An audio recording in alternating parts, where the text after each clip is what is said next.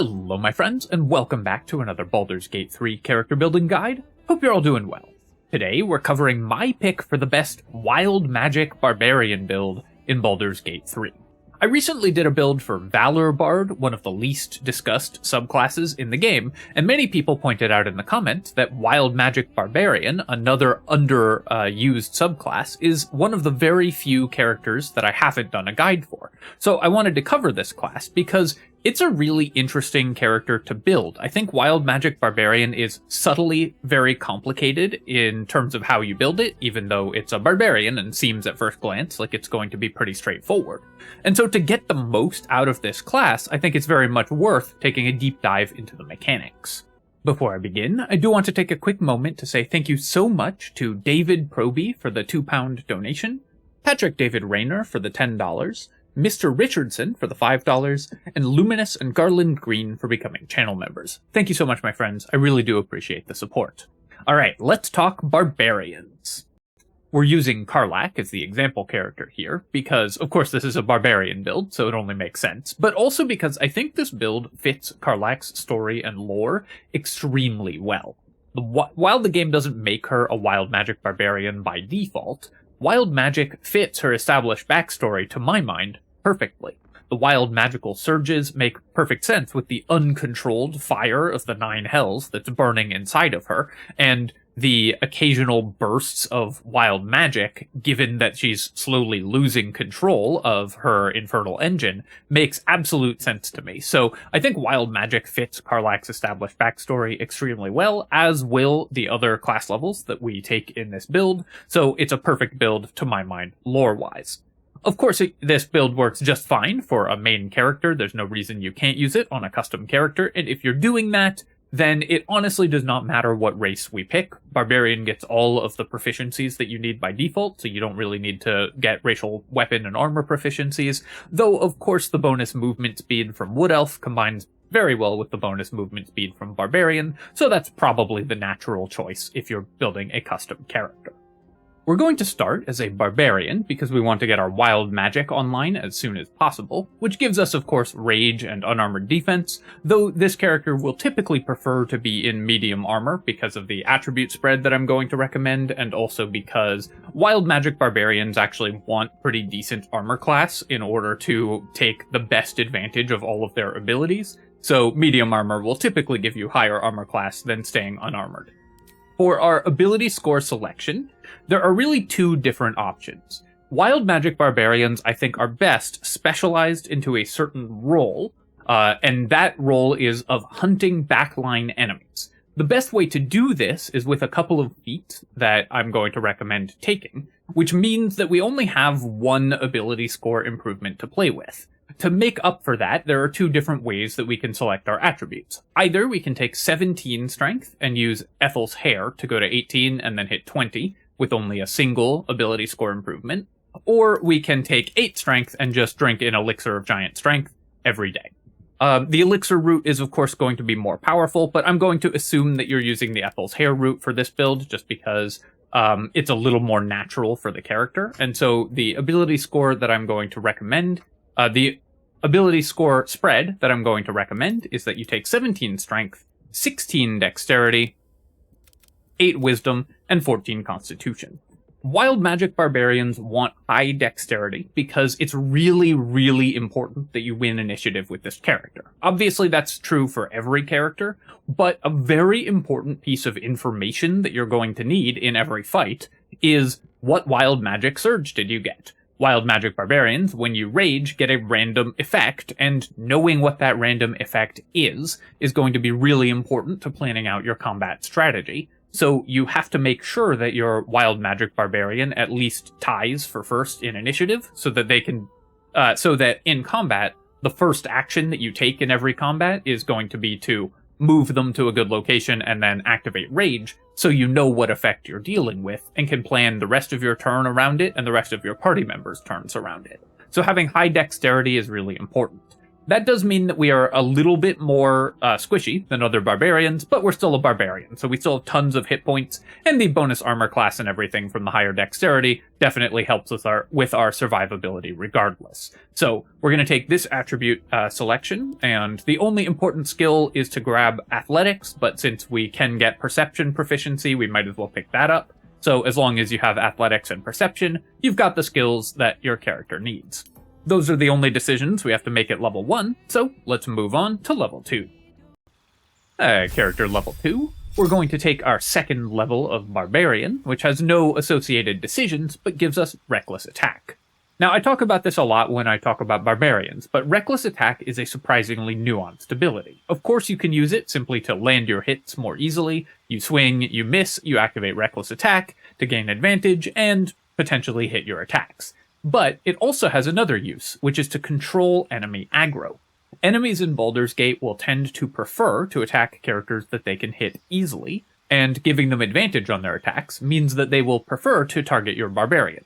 Not only is this good because Barbarians' rage gives them damage reduction and they have high hit points, wild magic Barbarians in particular have wild magic surges that trigger off of enemies attacking them or want enemies to be clustered around them. So using Reckless Attack manually in order to cause enemies to come attack your wild magic barbarian can vastly increase their effectiveness by redirecting enemies to attack them, either to deal return damage or to cluster them up for one of the wild magic barbarian's AoE effects. Reckless Attack is therefore a really important part of our strategy, and knowing how to use it and the fact that you can use it to control enemy aggro is going to be very important for maximizing your wild magic barbarian. At character level 3, of course we get to select our subclass, and we already know what subclass that is going to be.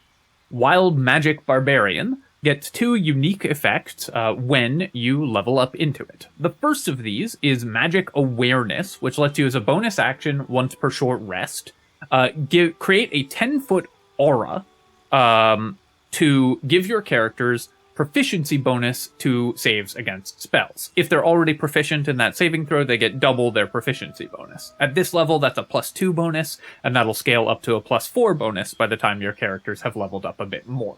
A +4 bonus on their saves against spells means that wild magic barbarians are actually very good against enemy spellcasters, both because they get this bonus themselves, and so we can have high proficiency, or we can have high saving throws against spells, which is part of what lets us get away with only 10 wisdom, and also helps out our allies against spellcasters.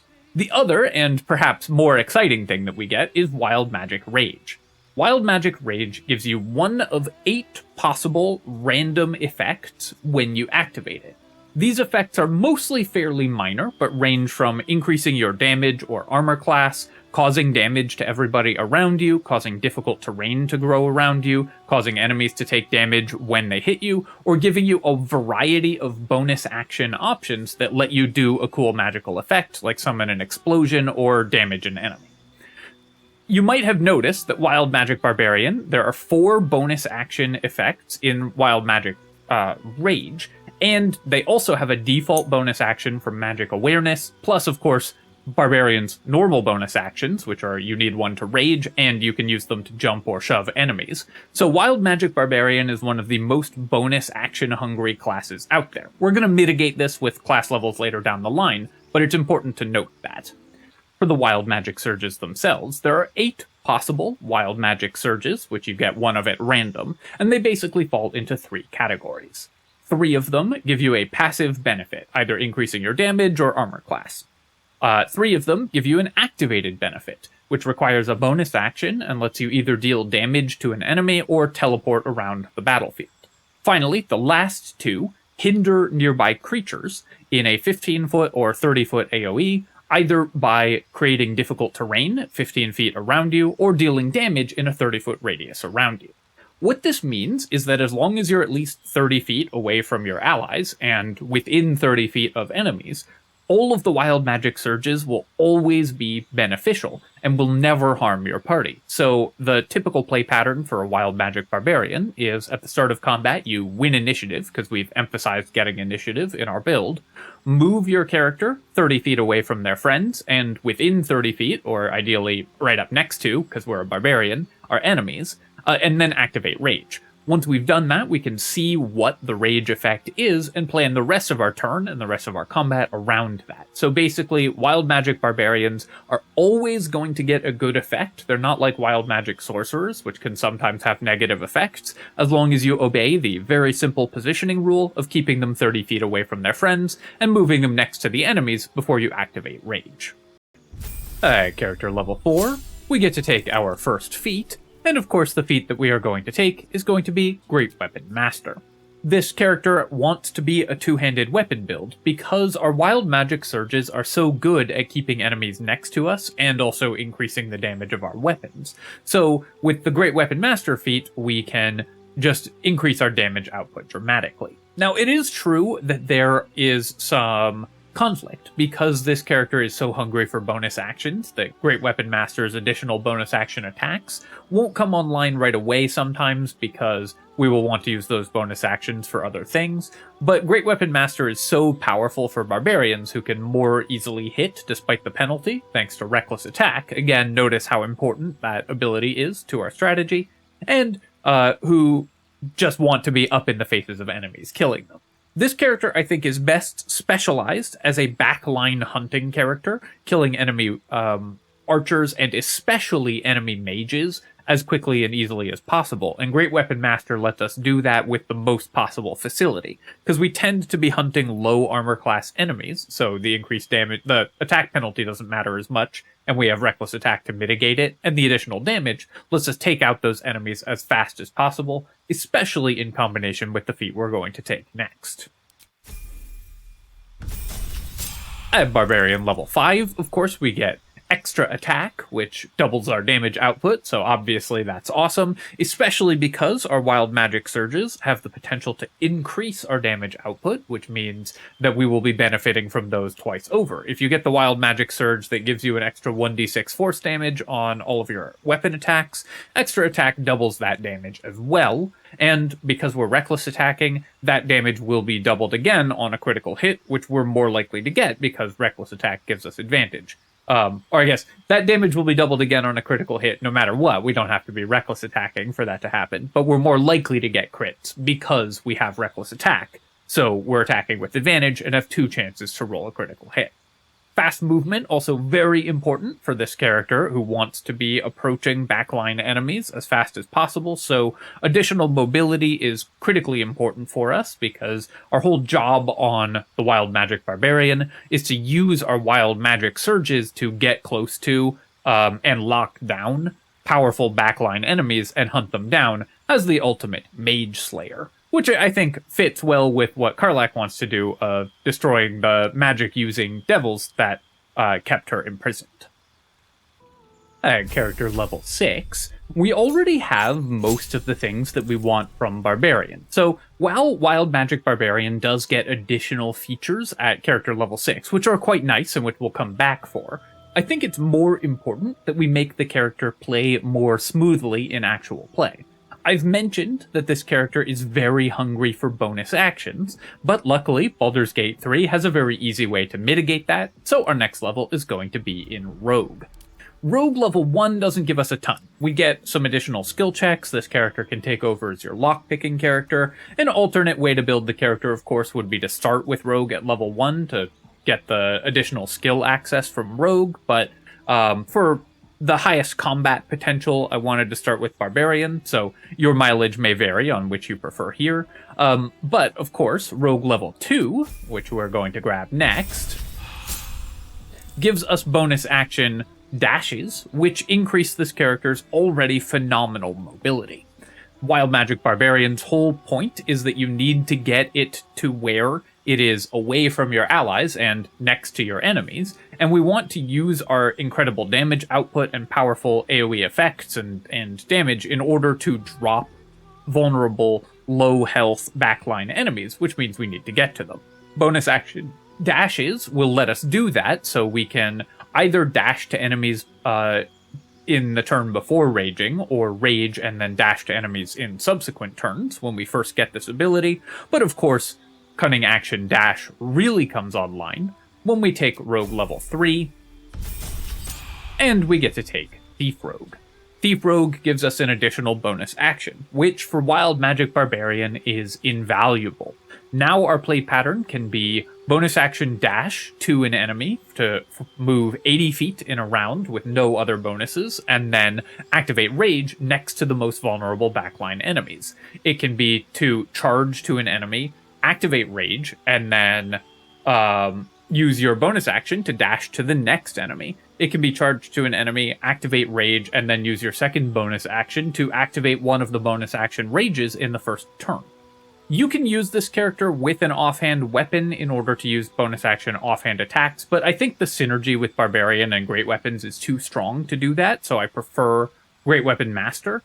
But the Thief Rogue levels with the additional bonus action make this character play out so much smoother in practice because Wild Magic Barbarian is so hungry for bonus actions. You can use it to activate to make yourself resistant to spellcasting. If you're fighting a spellcasting enemy, you can use the bonus action to shove, jump, or dash to get to an enemy or position them into a hazardous environment. And of course, you can use it to rage and then still make a bonus action in the same turn. So Thief Rogue, I think, is critically important to Wild Magic Barbarian in order to make the optimal use of the effects of your Wild Magic Rages, which, if you're playing a Wild Magic Barbarian, that is, of course, what you want to do. So we get that as early in the build as possible, while still picking up extra attack and fast movement from Barbarian level 5. At character level 9, we're going to take another Rogue level to get access to our second feat as soon as possible. And the feat that I recommend that you take here may look a little bit unusual, but I think is actually fits very well with the role that this character fills best in a party, and that feat is MAGESLAYER.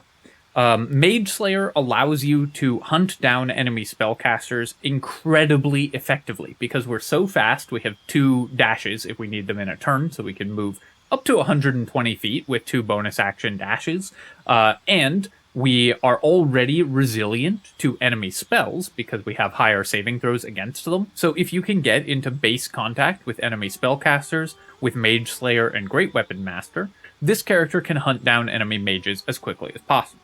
This is why I recommend that we take Ethel's Hair, so we can get this while we have 18 strength already, or use an Elixir of Giant Strength in order to have 21 or later 27 strength, while still getting Great Weapon Master and MAGESLAYER, because that allows this character to hunt down enemy spellcasters as efficiently as possible. Wild Magic Barbarian, it is true, is on the weaker end for a subclass. The Wild Magic Surges don't have a massive impact, but the way that the character does interact with the rest of your party lets you use it to support your spellcasters and shut down enemy spellcasters completely if you build around doing so. So MAGESLAYER lets this character hunt enemy spellcasters, use their attacks against them, reactions against them, and bonus actions to prevent them from doing anything, making this character one of the best at killing enemy casters, which are some of the most dangerous enemies in the game, of course. Character level 10, we are going back into Barbarian and picking up 6th level Barbarian, which gives us an additional rage charge, which is also useful, of course, because 6th level Barbarian for Wild Magic Barbarians is all about longevity. We get Bolstering Magic, which lets us restore allied spell slots. We can restore a level 1 and level 2 spell slot, which allows our allied spellcasters to just go a little longer in an adventuring day. And in addition to that, we also get the ability to give an ally an extra d4 on attack rolls or ability checks as an action. This is a buff that lasts for 10 turns, so you can use it to pass important skill checks, but most often you're just going to use it before combat starts, because it does take an action to activate in order to give yourself effectively a second bless. Between Reckless Attack, Normal Bless, and Bolstering Magic, this character will be able to land their attacks extremely effectively, and MAGESLAYER will let you hit enemies as a reaction, so you're going to be stopping enemy movement with the difficult terrain or some of the other effects of Wild Magic Surges and popping around the battlefield, potentially with bonus action teleports from Wild Magic Barbarian, while landing all your attacks and killing enemy spellcasters very effectively. So you become one of the best magic assassins in the game.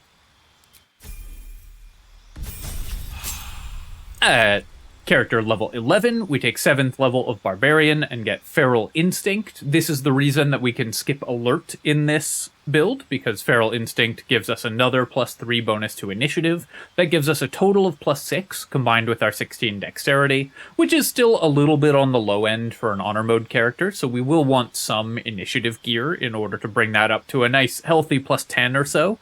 But this character will now be able to go very early, and between Ethel's Hair and between 16 Dexterity and Feral Instinct, we can skip Alert, and between Ethel's Hair and an ASI, we only need one of those to hit 20 Strength, which is what allows us to take the luxury feats that we already took.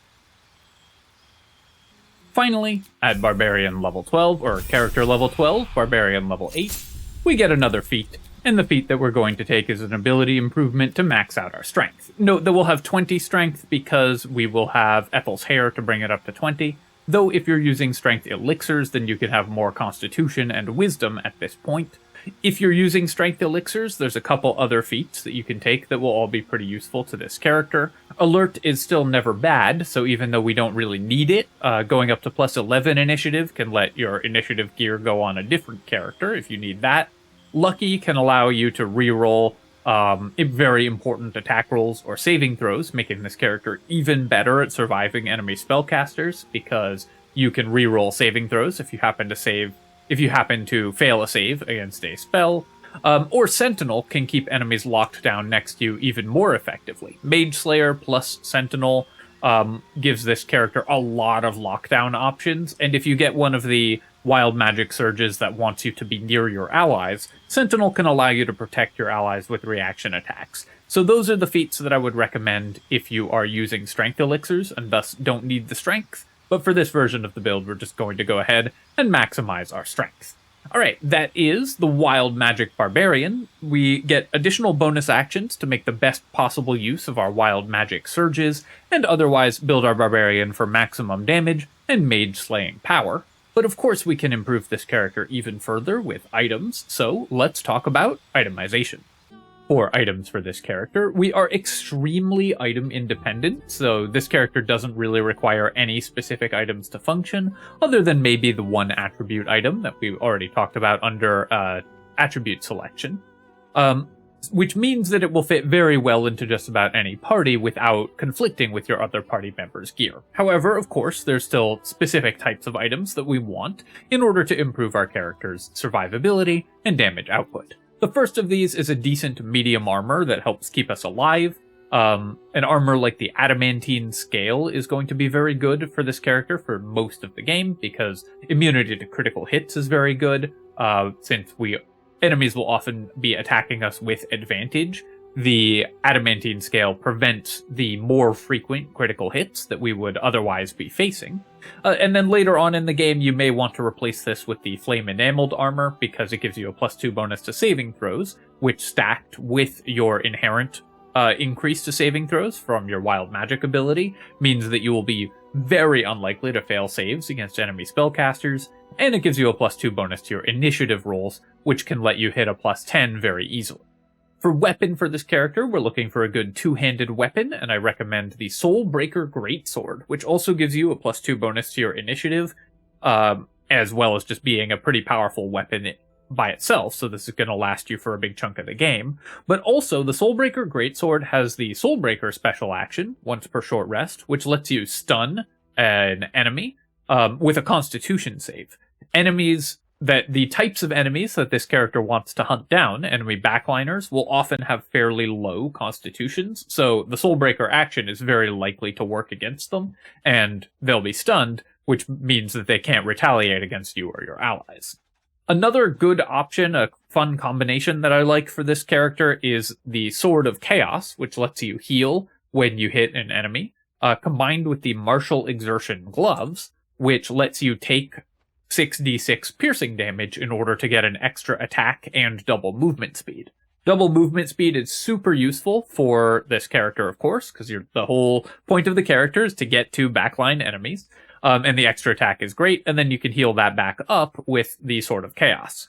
The piercing damage of the Martial Exertion Gloves is also affected by resistance from Barbarian Rage, so you're only going to take half as much damage and can heal it back up very quickly. So that's another fun combination that I like.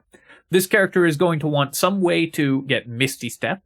While you can't use this while raging, Misty Step is still really important for positioning for every character, so the Amulet of Misty Step or the Disintegrating Nightwalkers are going to be really good on this character, or just Scrolls of Misty Step. You should have that available on every character. I also quite like the Horns of the Berserker, because hitting our attacks is really important when we're using Great Weapon Master, and we gain a bonus to attack rolls against enemies that have taken damage. A lot of enemies will take incidental little bits of damage, because Wild Magic Surges will often deal damage in an AoE around our character, or let us do like tiny little bits of damage. So the Horns of the Berserker will almost always be active on this character, increasing your damage output. You want decent armor class, so a couple items that boost your armor class, such as the Evasive Shoes, can help this character out as well. A sweet spot to try to hit for AC on this character is about 20 to 21, because that means that that's an amount where enemies in the early and mid game will often miss. If you haven't activated Reckless Attack, they'll often miss 20 to 21 armor class, but that will still be low enough AC that when you activate Reckless Attack, enemies will preferentially target your character. So it's a good sweet spot to both let enemies miss sometimes, but also cause them to attack you by lowering your AC enough when you do want that to happen. Increases to damage output, of course, are excellent on this character. Any item like the Flawed Helldust Gloves or the Helldust Gloves that increases your damage is going to be good. Special mention as well for the Flesh Melter Cloak, which deals retaliation damage when you get hit. Works very well with the retaliation damage Wild Magic Surge, so this character can become kind of a retaliation tank, especially alongside some self-healing with the Sword of Chaos or like the Ring of Regeneration on into the late game. If you're going the Strength Elixir route, of course you need Strength Elixirs, and if you're playing Karlach, you definitely want to use Soul Coins. And notice that basically all the things this character does are bonus actions, so it really helps to have the additional bonus action from Thief Rogue. Alright my friends, I hope that you've enjoyed this look at the Wild Magic Barbarian, one of the least used subclasses in the game. It must be said that the Wild Magic Barbarian is a little bit on the weaker end for a subclass, so you should use it for the fun of it, and I've tried to build a themed build around hunting down enemy spellcasters rather than a pure power build, but this build will absolutely get you through Honor Mode. It's a perfectly reasonable and powerful build. It's not, it is not going to reach the massive heights that some other subclasses are capable of, but will absolutely be perfectly workable for Honor Mode, and has a bunch of unique strengths. Making spellcasters trivial, which this build does, is really important for Honor Mode, so this is a very helpful addition to a party.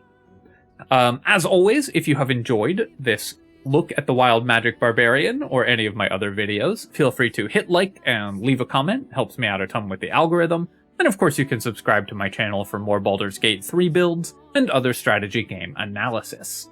If you have been watching Baldur's Gate and haven't checked out any of the Brotato videos that I've done a bunch of recently, now's a good time because the new DLC just dropped for Brotato as well. So you might want to check out the other half of my channel's focus more recently if that isn't something that you've done. And YouTube may not have shown it to you because it often doesn't recommend different games to people, so if you didn't know about that, now you do. Alright my friends, thanks for watching. I'll catch you next time.